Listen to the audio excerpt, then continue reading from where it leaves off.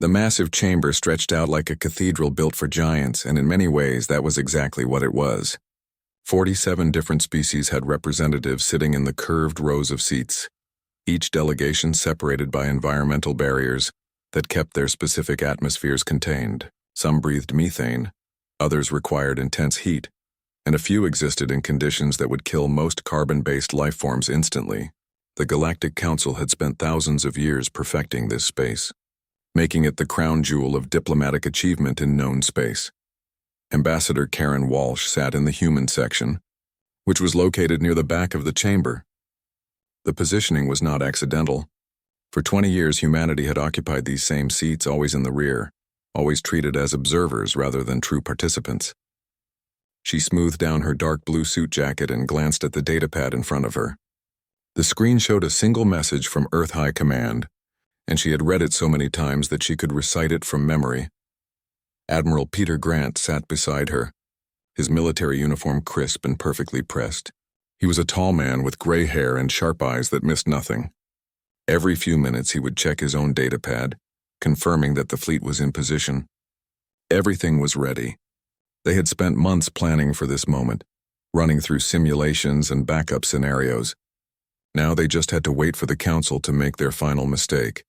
The Vraxian Trade Minister was speaking, his translator device converting his clicking sounds into standard galactic language.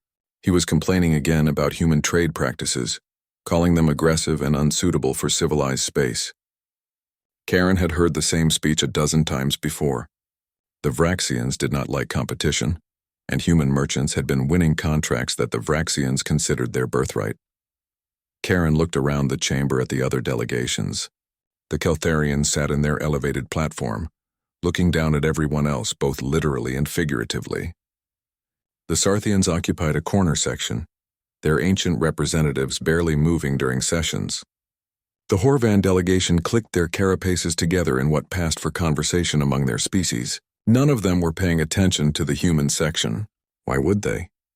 Humans were junior members, temporary guests who should be grateful for the opportunity to observe galactic politics. Speaker Voss raised one of his forearms to call for silence.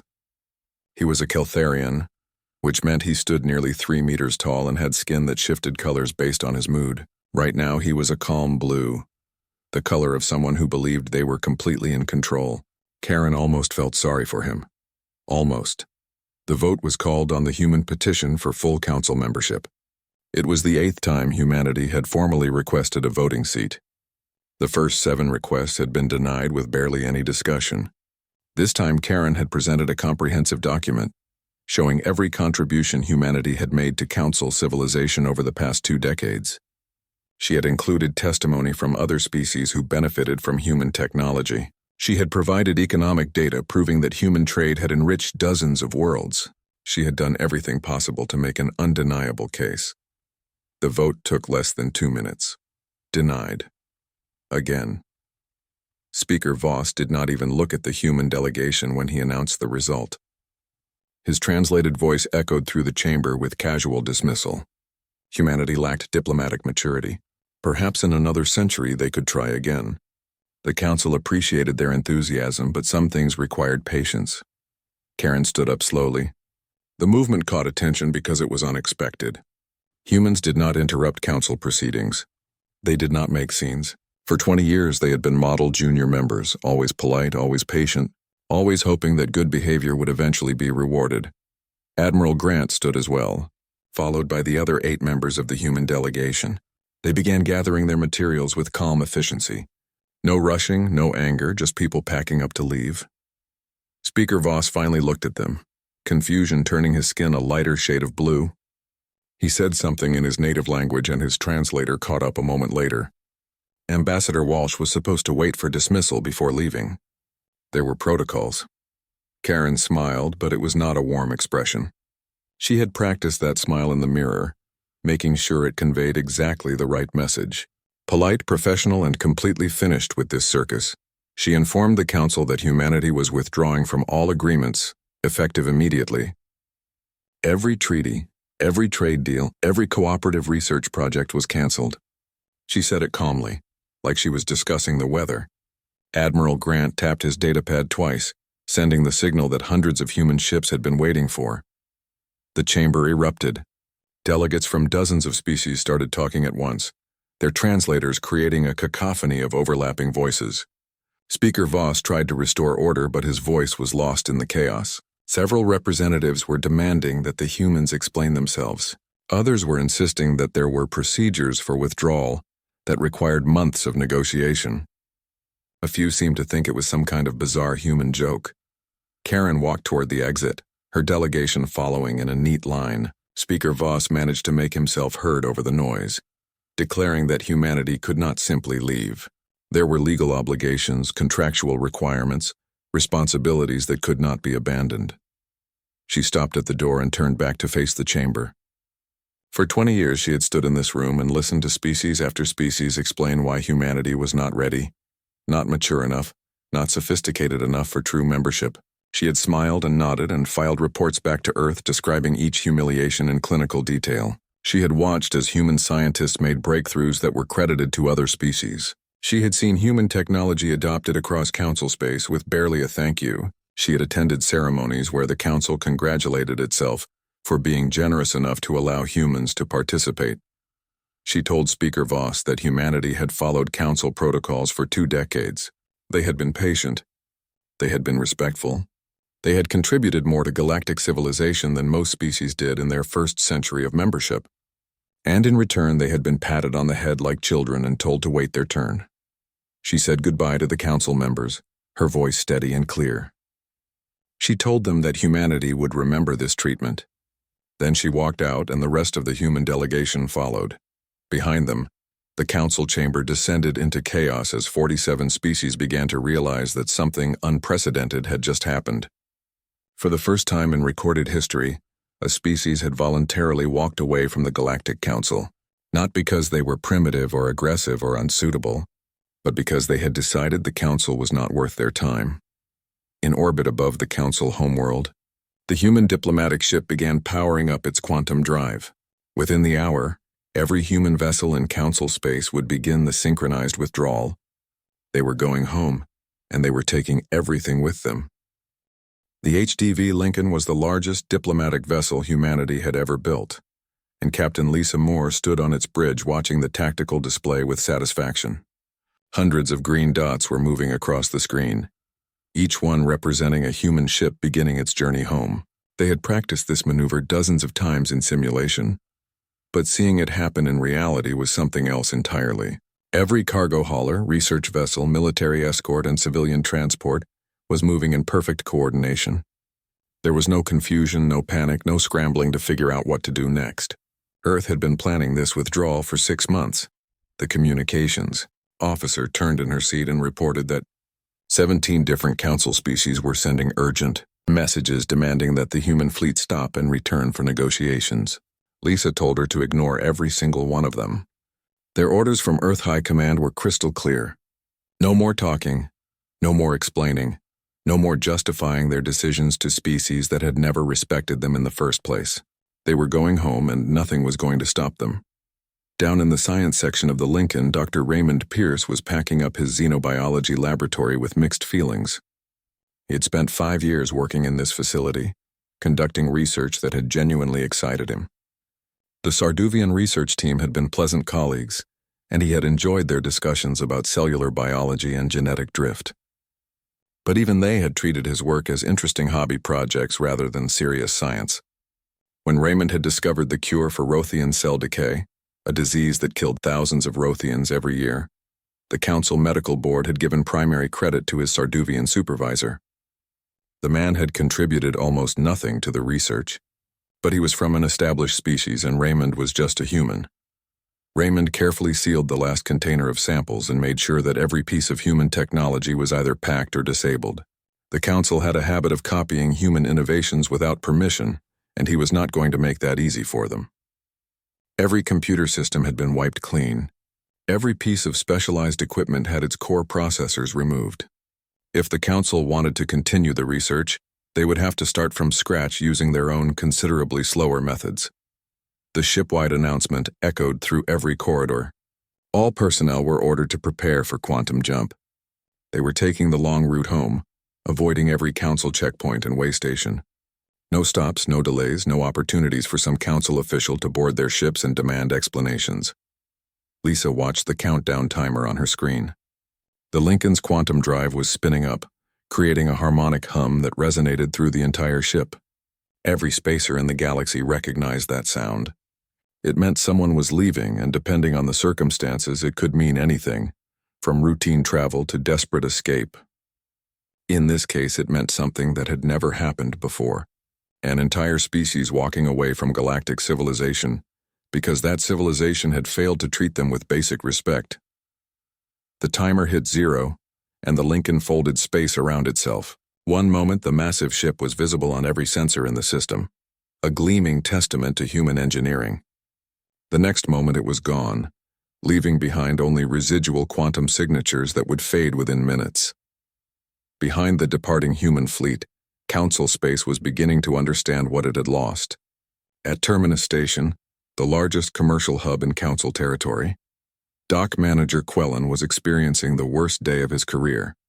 He was a Horvan, which meant he had 16 eyes and could monitor multiple tasks simultaneously. Right now, all 16 eyes were showing him disaster. Berth after berth was emptying as human ships departed. The humans were not leaving anything behind either. Medical equipment that had been on loan to the station's hospital was being loaded onto transports. Industrial fabricators that human companies had installed in the manufacturing district were being disconnected and hauled away. Computer systems that ran everything from environmental controls to docking procedures were being shut down or wiped clean. Even the small details were disappearing. The coffee plants in the agricultural section were being dug up and taken away. The entertainment databases that provided movies and music for dozens of species were being deleted. The humans were removing every trace of their presence. Quellen's assistant approached with a datapad, his mandibles clicking nervously. He reported that the humans had operated 60% of the station's technical maintenance division. They had taken all their proprietary systems with them, and now the station could not access half of its own protocols. The environmental systems were running on backup procedures that nobody fully understood. The docking control network was showing error messages in human languages that no translator could properly interpret. The medical bay was reporting that critical equipment was non-functioning without human technicians to maintain it. Quellen pulled up the station's operational overview and felt his breathing sacs constrict with fear. Red warning indicators were appearing across every major system.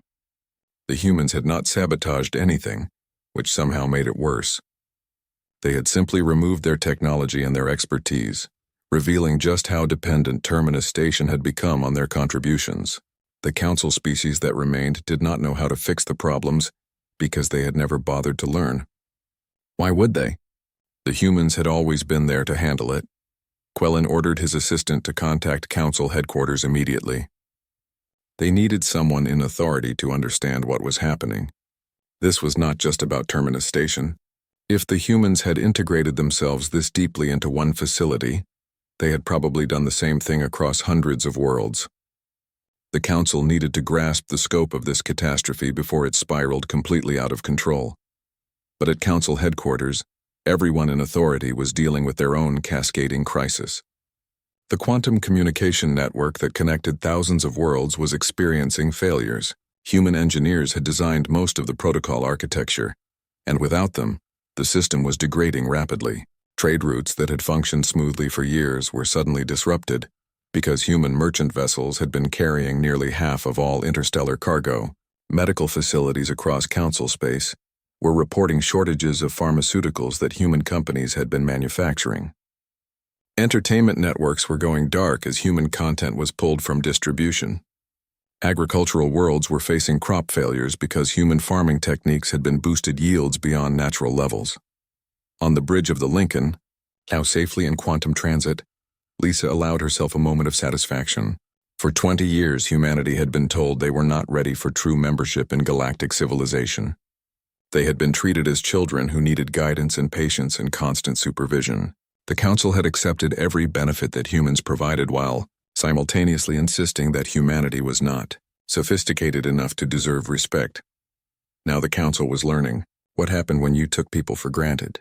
Lisa had reviewed the withdrawal plans dozens of times, and she knew exactly how much damage humanity's departure would cause. It was not permanent damage. Eventually, the Council species would relearn how to maintain their own systems, manufacture their own medicines, grow their own food, and transport their own cargo. But eventually was going to take years, and those years were going to be painful. The Lincoln dropped out of quantum space at a predetermined rendezvous point. More human ships were arriving by the minute, forming up into organized convoy groups for the final jump to Earth. Lisa opened a fleet-wide channel and told every captain that they had done well. The withdrawal had been executed perfectly. No ships lost, no personnel left behind, no mistakes that the Council could exploit. Raymond Pierce stood in his empty laboratory and looked around one final time. 5 years of his life had been spent in this room, making discoveries that should have earned him recognition and respect. Instead, he had been patted on the head and told that someday, when humanity grew up, they might be ready for real responsibility. He turned off the lights and sealed the door behind him. The Council could have this empty room. Humanity was taking everything that actually mattered. 3 days had passed since humanity walked out of the Council chamber, and Speaker Voss was beginning to understand the true meaning of catastrophe. The emergency session had been called within hours of the human departure, but it had taken 3 full days for the scope of the disaster to become clear. Now he stood in front of the Council chamber, looking at representatives who had abandoned all pretense of diplomatic dignity. These were not the calm and sophisticated leaders of galactic civilization. These were frightened people watching their worlds fall apart. Voss called for order, but his voice was barely audible over the chaos.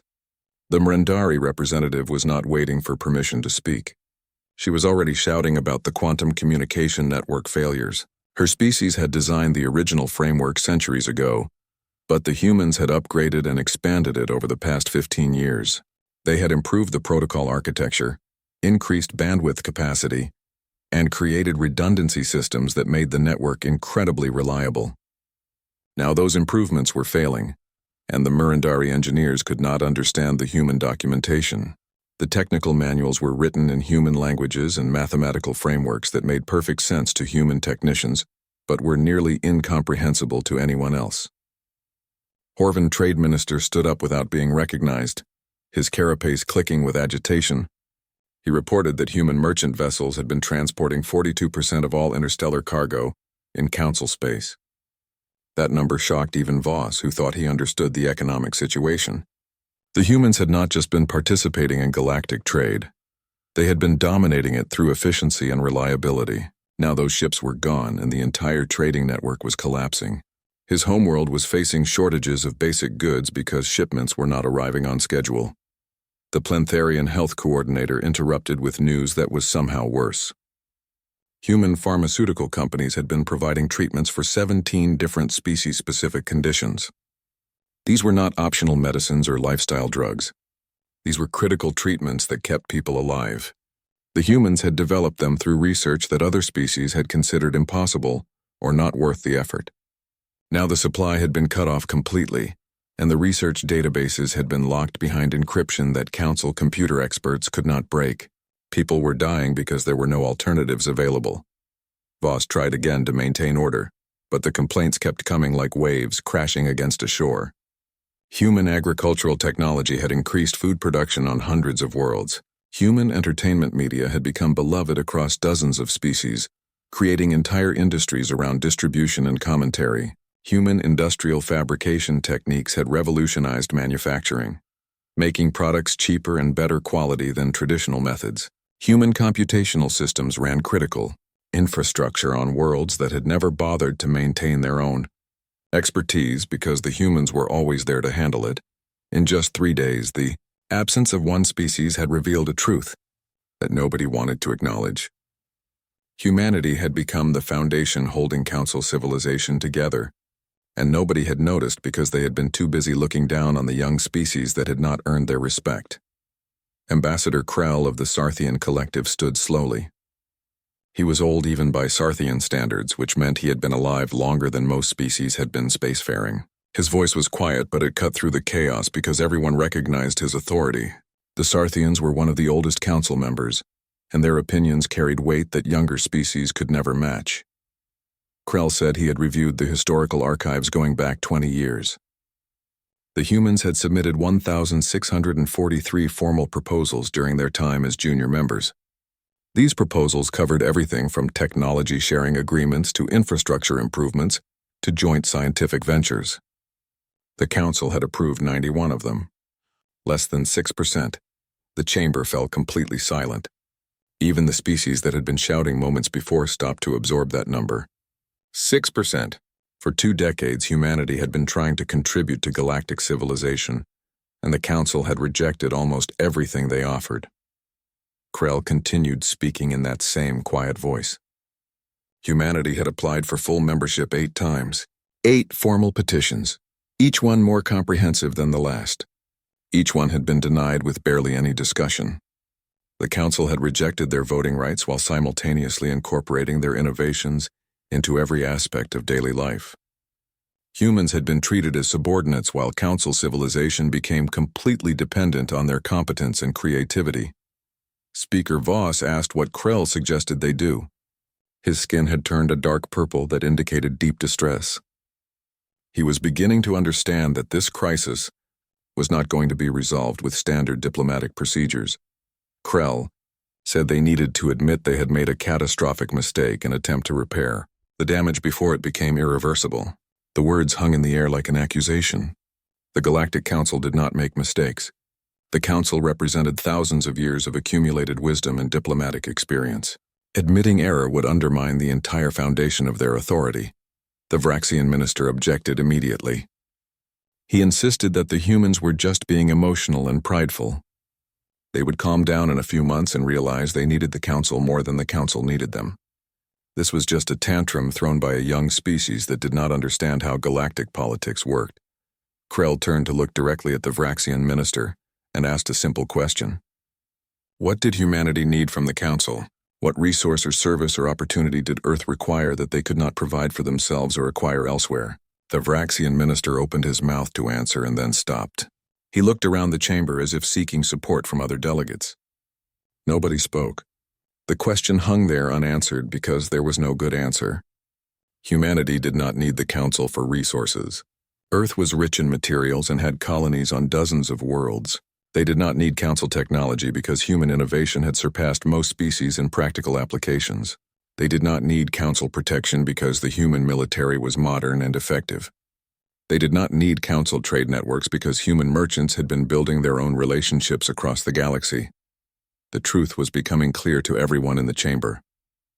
Humanity had joined the Council seeking recognition and partnership. They had stayed because they believed in the ideals of galactic cooperation. They had contributed far more than they received, because they were genuinely trying to be good members of the community. And when the Council had rejected them one final time, they had left because they realized they did not actually need any of it. Voss looked around at the other delegates and saw his own fear reflected in their faces. The Council had always operated on the assumption that membership was a privilege that species should be grateful to receive. Junior members were expected to prove themselves worthy over decades or even centuries. The idea that a species might walk away had never seriously been considered because where else would they go? The Council controlled access to most of galactic civilization, except humanity had just demonstrated that the Council did not control anything. They had walked away and taken their technology, their expertise, their trade networks, and their innovation with them. And Council civilization was crumbling in their absence. Krell spoke again, his ancient voice filled with something that might have been regret. He said the Council had become arrogant over the centuries. They had started believing their own propaganda about being the pinnacle of civilization. They had treated newer species as children who needed guidance rather than partners who brought fresh perspectives. Humanity had tried to work within the system, and the system had failed them.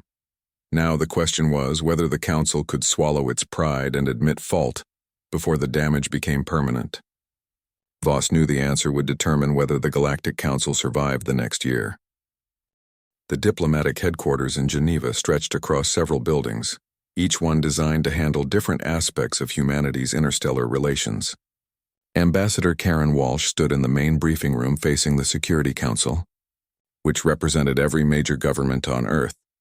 The room also contained military leadership, intelligence directors, and senior advisors from various departments. These were the people who made the important decisions about humanity's place in the galaxy. And right now they were very interested in what Karen had to report. Karen activated the holographic display and began her presentation. The Council had been trying to open communication channels since the withdrawal. In 1 week, humanity had received over 3,000 official diplomatic requests. Some were apologetic in tone, expressing regret over past treatment. Others were threatening, warning about consequences for breach of contract. Most were just panicked messages from species that were watching their infrastructure fail without human support. President Helen Crawford was serving as chair of the Security Council this month, a position that rotated between different governments. She was a practical woman who had built her political career on making tough decisions based on facts rather than emotions. She asked Karen for an honest assessment of Council sincerity. Karen admitted that some representatives seemed genuinely remorseful. Ambassador Krell of the Sarthian Collective had sent several personal messages that showed real understanding of how badly humanity had been treated. But most Council members were not actually sorry about their behavior. They just missed having humans around to solve their problems. They wanted the benefits of human innovation without offering the respect that should come with partnership. Admiral Peter Grant brought up tactical displays showing Council space divided into different colored zones. Military intelligence had detected concerning movements from several species. The Vraxians in particular were making aggressive statements about forcibly retrieving human citizens who had left specialized projects incomplete. They were claiming breach of contract and threatening legal action backed by military force. General Paul Mason spoke up from his position near the back of the room. He was a veteran of the resource wars that had nearly destroyed Earth a century ago, and he did not respond well to threats. He said the Council should try starting a war if they wanted to discover why humanity had survived Earth's hostile environment long enough to reach the stars. Human fleet positioning was solid, and any species that wanted a fight would regret the decision. President Crawford held up her hand for silence. She made it clear that Earth was not interested in starting a war, but they were also not going to crawl back to the Council begging for acceptance. Humanity had left because they deserved better treatment, and they would not return unless that treatment improved dramatically. Dr. Claire Martinez was next to present. She directed the Science and Technology Division and had been coordinating research efforts across human space. She reported excellent progress on multiple fronts. Without Council restrictions and approval processes, human research teams had made breakthroughs that had been delayed for years. The new quantum communication network being built would be superior to the Council version in every measurable way. The best part was that humanity was not going to share the specifications this time. Let the Council figure out their own solutions. President Crawford asked about economic impact. The withdrawal had disrupted established trade relationships and cut off revenue streams that many Earth corporations had relied upon. There had been concerns about recession or even economic collapse if the departure was handled poorly. The economic advisor stood to deliver his report. Short-term pain was unavoidable, but long-term prospects were actually better than before. Yes, some trade revenue had been lost. However, humanity had also stopped subsidizing Council economies by selling goods and services at prices far below their actual value. The Council had used its market dominance to force human companies into unfavorable deals, always with the implicit threat that non-cooperation would result in losing access to galactic markets entirely. Now human businesses were free to set fair prices and focus on internal development. The Earth economy was growing faster than it had in a decade. Karen cleared her throat and added another consideration. 17 non-Council species had approached Earth about trade agreements and mutual defense pacts. These were independent civilizations that had been watching how the Council treated humanity. They had seen a competent and innovative species being kept in a subordinate position for no good reason. Now they were interested in forming relationships based on actual equality, rather than the hierarchical structure the Council preferred. President Crawford leaned forward with obvious interest. She asked if humanity could potentially form an alternative alliance network that did not include the Council at all. Karen confirmed that it was already happening. The Terrene Coalition had requested a formal meeting next month. They controlled resource-rich systems that the Council had been monopolizing for centuries through trade restrictions and diplomatic pressure. The Terrene had tried joining the council decades ago but had been rejected for not meeting certain cultural standards. They remembered that rejection and had no love for the council's condescending attitude. President Crawford stood up and walked to the window overlooking the city. She was quiet for a long moment, considering all the information that had been presented. Geneva had been the center of Earth's diplomatic efforts for over 2 centuries. This building had seen countless debates about how humanity should interact with alien civilizations. The decision she was about to make would shape those interactions for generations to come. She turned back to face the assembled leadership and laid out her decision. Humanity would maintain the withdrawal from council space. There would be no negotiations, no compromises, no gradual return to the old relationship. The independent infrastructure projects would continue at full speed. Diplomatic relations would be established with non-council species who were interested in genuine partnerships. When the council was ready to offer real equality instead of patronizing tolerance, Earth would consider their proposals. Until that happened, humanity would chart its own course through the galaxy. The vote was called immediately. Every representative voted in favor. The decision was unanimous and would be transmitted to every human colony and outpost within the hour. There would be no confusion about Earth's position and no opportunity for individual governments to undermine the unified stance. Karen felt a weight lift from her shoulders that she had been carrying for 20 years. She had spent 2 decades in council space watching humanity be treated like ignorant children. She had smiled and stayed polite, while species with less advanced technology lectured her about proper civilization. She had filed report after report describing the casual dismissal and subtle contempt that humans faced every day, and she had wondered if Earth would ever have the courage to walk away from a bad situation. Now she had her answer. Humanity was done accepting disrespect just to maintain access to a club that did not value their membership. They would build their own networks, form their own alliances, and create their own future. If the council wanted to be part of that future, they would need to approach as equals rather than superiors. Admiral Grant caught her eye and nodded with approval. He had been skeptical about the withdrawal plan at first, worried about the military implications of leaving council protection agreements. But the past week had proven his concerns unnecessary. The human fleet was more than capable of defending Earth's interests, and the strategic positioning had actually improved, since they were no longer bound by council movement restrictions. President Crawford dismissed the meeting and told everyone to begin implementing the approved plans. There was enormous work ahead. New trade routes needed to be established. Communication networks had to be completed. Diplomatic relationships with independent species required careful cultivation. The Terran Alliance, as they were calling the new organization, needed a proper framework and governing structure. But for the first time in 20 years, humanity was moving forward on their own terms. They were not asking permission or waiting for approval from species that considered themselves superior. They were acting as the sovereign and capable civilization they had always been. The galaxy was about to learn that respect could not be demanded or withheld at will. It had to be earned through mutual recognition and fair treatment. The council had failed that basic test. Now humanity would show them how it should be done.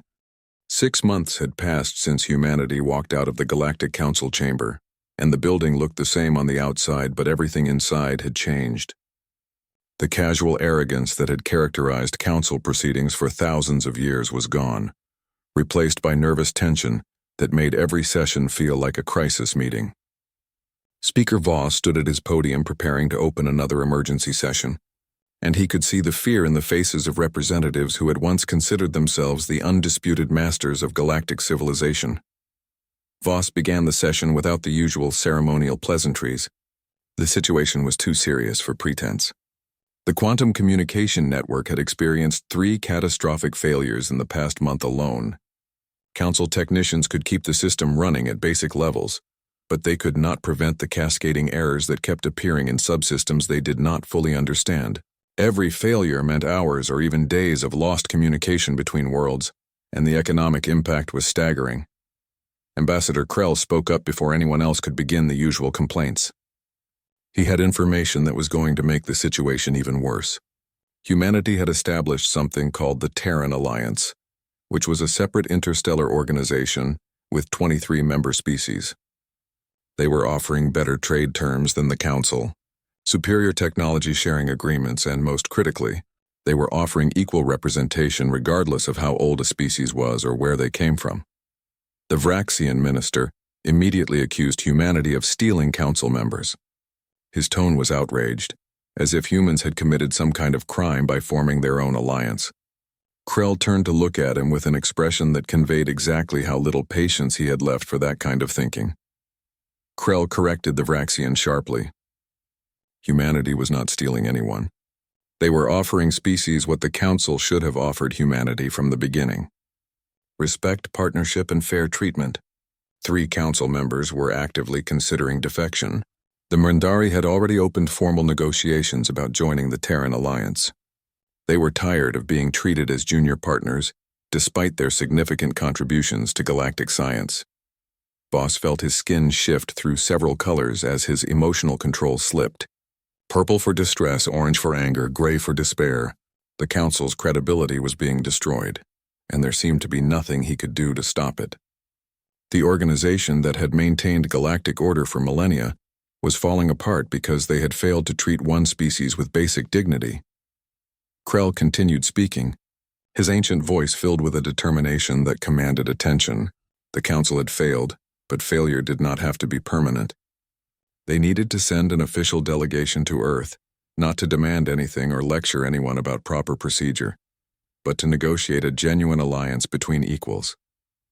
It was time to admit that the old way of doing things was broken. Several representatives objected immediately. The idea of the Council admitting fault was almost unthinkable.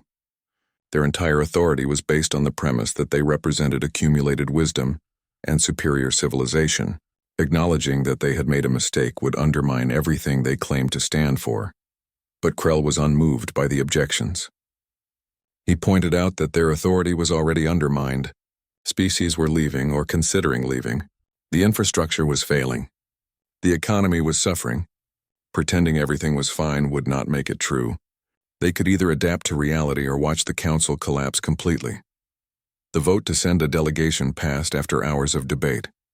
It was not unanimous, but it had enough support to move forward. Voss selected Krell to lead the delegation because he seemed to be the only representative who genuinely understood what had gone wrong.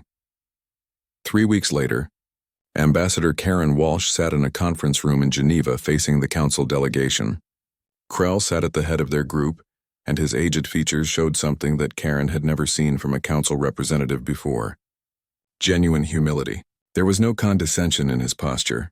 No subtle superiority in his tone. He looked like someone who understood that he was asking for a favor, rather than granting one. Krell began with a formal statement that must have cost him considerable effort to deliver. He said the delegation came not as representatives of a superior authority, but as equals seeking to repair a relationship they had damaged through arrogance and short-sightedness. The words were carefully chosen, and Karen appreciated the effort, but she was not going to make this easy for them. She told him to continue, her voice neutral. Krell laid out the Council's offer: full membership for humanity with complete voting rights, retroactive to 20 years ago, formal apologies and financial reparations for unauthorized use of human technology, joint governance protocols where humanity would have equal voice in all Council decisions.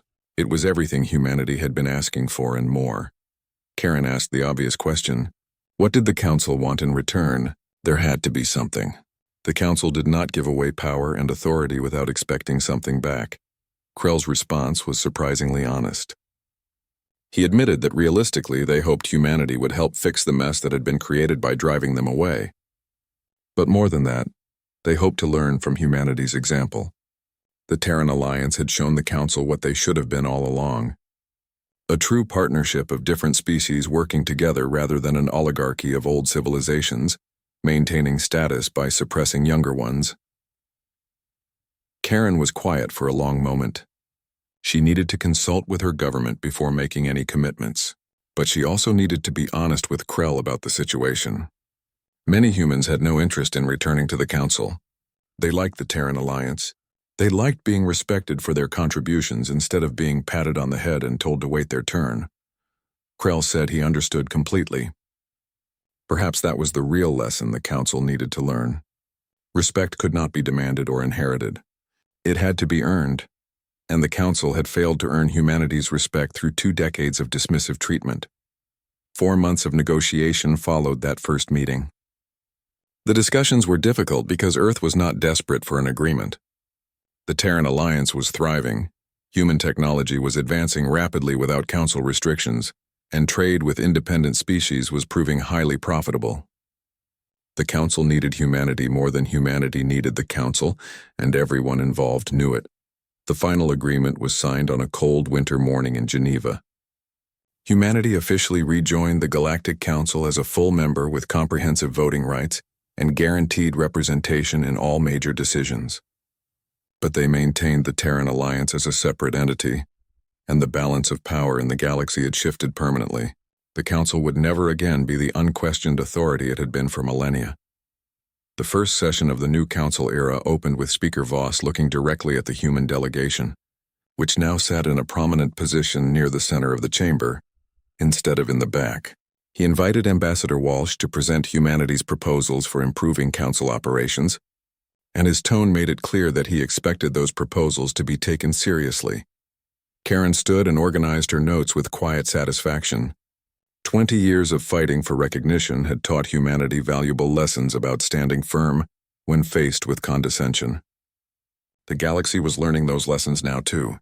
She began outlining a series of reforms designed to make Council membership more equitable for all species, regardless of age or origin. Admiral Peter Grant watched from his seat in the human section. He had opposed the reconciliation at first, preferring to let the Council collapse under the weight of its own arrogance. But President Crawford had convinced him that rebuilding was better than destruction. The galaxy needed some kind of organizing structure, and a reformed Council could serve that purpose better than anything else. As Karen spoke about voting reforms and representation standards, Grant reflected on what humanity had accomplished. They had walked away when respect was denied. They had built their own alliance based on equality and mutual benefit. They had proven they did not need the Council to survive or thrive. And because they had proven all of that, the Council had finally been forced to offer genuine partnership instead of patronizing tolerance. That was real power. Not the power to destroy or conquer, but the power to walk away from a bad situation and build something better. The Council had learned it could not afford to lose humanity. Other species had learned that alternatives to Council membership existed. And humanity had learned that sometimes earning respect required being willing to leave the table entirely. The galaxy would never be quite the same. The old order where ancient species dictated terms to younger ones was finished. In its place was something more complex and more fair. It would not be perfect, but it would be better. And that was all anyone could really ask for.